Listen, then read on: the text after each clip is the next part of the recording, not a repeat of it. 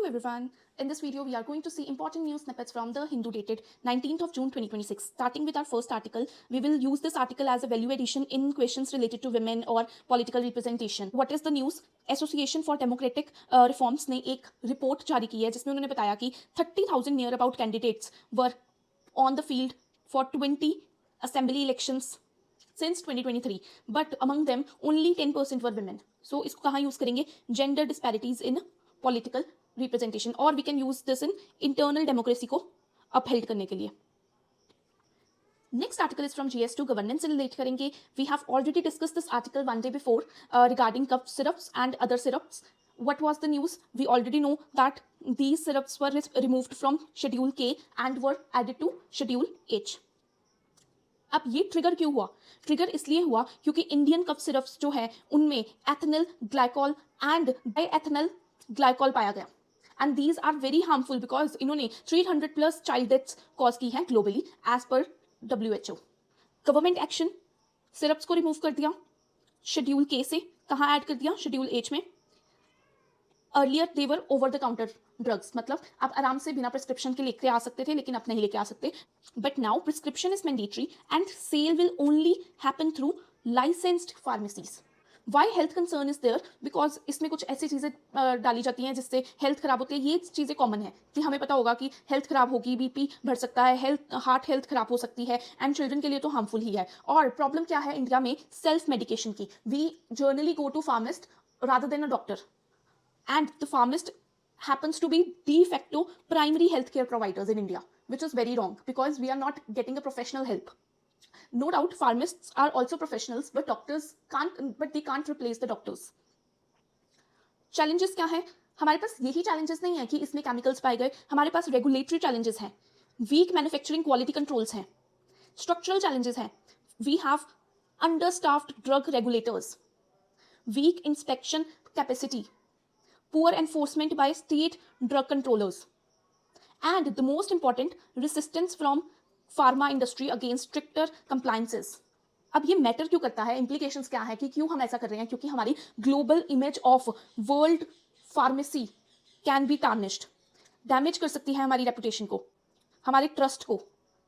हम इंक्रीज कर सकती है scrutiny to importing countries. Is way forward. Way forward is nothing, just reverse the challenges. But the specific one is batch level testing. हम एक sample लेकर पूरे lot को अप्रूव नहीं कर सकते.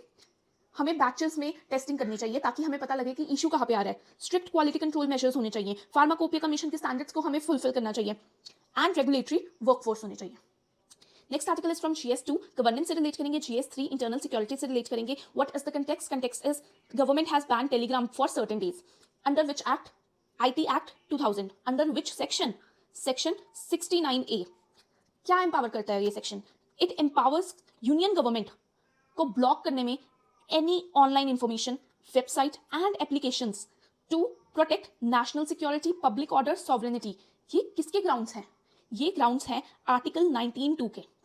क्या ये वैलिड है? जुडिशियल इंटरवेंशन पहले कभी हो चुकी है? Yes. Shreya single case 2015, very important, जिसमें अपहेल्ड कर दिया था सेक्शन 69A बिकॉज उसका ग्राउंड ये है narrowly drawn provisions with safeguards. आज ऑलरेडी प्रेजेंट है. ये नैरो प्रोविजन है. हम कुछ ही स्पेसिफिक ग्राउंड्स के ऊपर बैन लगा सकते हैं जो कि आर्टिकल 19(2) में गिवन है. Reasons for blocking must be recorded but in written form and there must be review mechanism along with defined legal procedure. ऐसा क्यों कर रही है government? Because national cyber crime reporting portal के अकॉर्डिंग नियरली 9 लाख कंप्लेंट्स है against Telegram. इसमें से हम क्या यूज करेंगे? Section 69A national cyber crime reporting portal. ये पता होना चाहिए कि इंटरनल सिक्योरिटी में ऐसा पोर्टल है हमारे पास और कौन से ग्राउंड्स पे हम अपनी इंटरनल सिक्योरिटी को अपहेल्ड कर सकते हैं. नेक्स्ट आर्टिकल हमारे पास GS2 से रिलेट करेंगे, IR से रिलेट करेंगे, GS3 से रिलेट करेंगे एंड इकोनॉमी से रिलेट करेंगे. What is the context of the article? Article is saying that we are moving away from tariff barriers towards non tariff barriers. क्या मतलब है? कि हम पहले इंपोर्ट टैक्स लगाते थे लेकिन एवरेज टैरिफ अब कम हो गया है. इंपोर्ट टैक्स, ऐसे सारे टैक्सेस जो कम हो गए हैं क्योंकि FTAs वगैरह हम ज्यादा कर रहे हैं तो ये टैक्सेस तो कम हो गए हैं. लेकिन a new trend is witness 90% of global trade is affected by non tariff barriers. Non tariff barriers are technical standards, product certifications, licensing rules बना दिए, health and safety regulations like Japan ने अभी हमारे मैंगो रिटर्न कर दिए हैं because pesticides उनके according ज़्यादा मात्रा में थे. पैकेजिंग एंड लेबलिंग नॉर्म्स होने चाहिए. इन्वायरमेंटल रिस्ट्रिक्शंस जैसे कि ईयू का कार्बन टैक्स. इससे चैलेंजेस क्या है? चैलेंजेस हैं हार्डर टू मेजर. हमें नहीं पता कितना इम्पैक्ट पड़ रहा है, बहुत ज़्यादा इम्पैक्ट पड़ रहा है, पर लेकिन हम क्वांटिटेटिव टर्म्स में नहीं इसको मेजर कर सकते. Small exporters are suffering the most, जैसे कि एमएसएमई इंडिया के केस में. हायर कंप्लाइंस कॉस्ट हो रही है, एडमिनिस्ट्रेटिव एक्सपेंसेस बढ़ रहे हैं. Next problem is very important, FTA problem. What is that India is already underutilising its FTAs. Only 20% rate है. Why? Because we are facing non tariff barriers. Example, ASEAN India free trade agreement तो है, लेकिन non tariff barrier क्या है? Product registration barriers. For example Indonesia में क्या है? Pharma approval barriers. कुछ एग्जाम्पल्स और गिवन है, जैसे यूरोपियन यूनियन का CBAM, we have discuss carbon tax. EU deforestation regulations, इससे क्या होता है? 94% इंपोर्ट्स इंपैक्ट हो सकते हैं. United states export control, semiconductor restrictions. अभी हमने देखा कि उन्होंने क्लॉड माइथोस करके जो AI है उसको रिस्ट्रिक्ट कर दिया, कोई और कंट्री नहीं ले सकती. तो ये भी प्रॉब्लम है. Then India increasing quality regulations, India भी कर रहा है, जैसे इलेक्ट्रॉनिक्स, मशीनरी, केमिकल्स के लिए. हमारा एम क्या है? ताकि हम रिड्यूस कर दें import dependence. Way forward is new trade policy trends. Mutually हम एग्री कर लें कि कौन सी सर्टिफिकेशन चलेंगी. जैसे कि इंडिया ने UAE के साथ सेपा एग्रीमेंट साइन किया है, जिसमें mutual recognition of testing reduce करेगी डुप्लीकेट कंप्लायंस को. अभी हमने ओमान के साथ भी किया है ऐसा ही एग्रीमेंट, उससे भी हेल्प होगा. ठीक है, इंडिया EU नेगोशिएशंस अभी चल रही हैं, जिसके ऊपर हम फोकस कर रहे हैं यही सारी प्रॉब्लम्स को लेकर. नेक्स्ट आर्टिकल GS3 से रिलेट करेंगे, इकोनॉमी से रिलेट करेंगे, modernisation of India statistical system. We have updated our base years of these.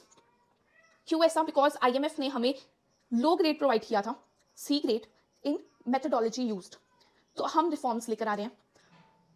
इसमें क्या पूछेंगे कि क्या इसके बेनिफिट्स हैं. तो इसको करने का सबसे बढ़िया चीज़ है, इसके इंडिकेटर्स देखो, इसके इंडिकेटर्स देखो, इसके देखो, इसके देखो, इसके देखो, और उनके पॉजिटिव्स लिख दो और उनके थोड़ी सी शॉर्टकमिंग्स लिख दो. बेटर इन्फ्लेशन हम मेजर कर सकते हैं, हम ग्रोथ मेजरमेंट कर सकते हैं, हम मोर एक्यूरेट पॉलिसी मेकिंग कर सकते हैं. RBI को ये यूज़ हो सकता है, और हम अपनी ग्लोबल इमेज को सही कर सकते हैं, को ग्लोबल कॉन्फिडेंस बढ़ा सकते हैं. Next article is from GS3, economy से रिलेट करेंगे. This is very important. ये आर्टिकल पढ़ने के बाद 2022 PYQ मेंस का आप ब्रेनस्टॉर्म करो, आपको इससे बहुत हेल्प मिलेगी, बिकॉज यही क्वेश्चन इस आर्टिकल में डिस्कस हुआ है. स्टार्ट करते हैं. Is India producing more graduates than what economy can absorb. इससे ही वैसे तो आर्टिकल क्लियर हो गया कि क्या बोलना चाह रहा है. हम एजुकेशन ग्रोथ के ऊपर फोकस कर रहे हैं, जॉब ग्रोथ के बजाय. हम कॉलेजेस के ऊपर फोकस कर रहे हैं. कॉलेजेस अगर बढ़ जाएंगे तो ग्रेजुएट्स भी बढ़ जाएंगे, वो एंटर करेंगे लेबर मार्केट में. लेकिन लेबर मार्केट में इतनी जॉब्स नहीं होगी, जॉब्स नहीं होगी तो अनएम्प्लॉयमेंट होगी. अनएम्प्लॉयमेंट किसकी होगी? एजुकेटेड यूथ की होगी. और अगर एजुकेटेड यूथ की अनएम्प्लॉयमेंट होगी तो डेमोग्राफिक डिविडेंड क्या बन जाएगा? Demographic disaster. चैलेंजेस क्या है? वी आर फोकसिंग अपॉन कि इन्वेस्टमेंट हो रही है इकोनॉमी में, लेकिन investment is not equal to employment. क्योंकि इन्वेस्टमेंट कहाँ हो रही है? कैपिटल इंटेंसिव सेक्टर्स में हो रही है. न्यू इन्वेस्टमेंट्स कहाँ जा रही है? सेमीकंडक्टर्स में जा रही है, एडवांस्ड मैन्युफैक्चरिंग में जा रही है, टेक्नोलॉजी ड्रिवन सेक्टर्स में जा रही है. तो यहाँ पे क्या वर्कफोर्स चाहिए होगी? नहीं चाहिए होगी. कौन सी वर्कफोर्स चाहिए होगी? जो कि AI के साथ कंपेटेबल है. लेकिन Indian graduates lack future ready skills. AI literacy missing है. फॉर एग्जाम्पल हमें देख लो, हमें कितना AI पता है, AI के बारे में पता है, कुछ लोगों को ही पता है. Third, degree is not equal to skills. We are focusing on degree culture. मैंने MA कर लिया, मैंने ये कर लिया, मैंने वो कर लिया, but what about the skills that are required by the industry? Real world problem solving skills हमारे पास मिसिंग है, जिसकी वजह से कंपनीज को एक्स्ट्रा पैसे खर्चने पड़ते हैं ट्रेनिंग के ऊपर. अगर कंपनीज को एक्स्ट्रा पैसे खर्चने पड़े किसी भी चीज़ के ऊपर, तो वो क्या न्यू वर्कफोर्स को हायर करेगी? नहीं करेगी, क्योंकि उसकी कॉस्ट ज़्यादा लगेगी. मैन्युफैक्चरिंग की बात करें तो we are focusing upon higher labour productivity. Labour productivity क्या है? Labour productivity is existing labour के ऊपर हम पैसे खर्च कर रहे हैं ताकि वो उनसे ही हम आउटपुट ज़्यादा जनरेट कर सके. लेस वर्कर्स की तरफ जा रहे हैं. Risk of jobless growth, very important. Growth is there, India is growing by 7%, but what is there? Jobless growth. Startup ecosystem की बात करें तो डीप टेक के ऊपर फंडिंग्स बहुत कम है.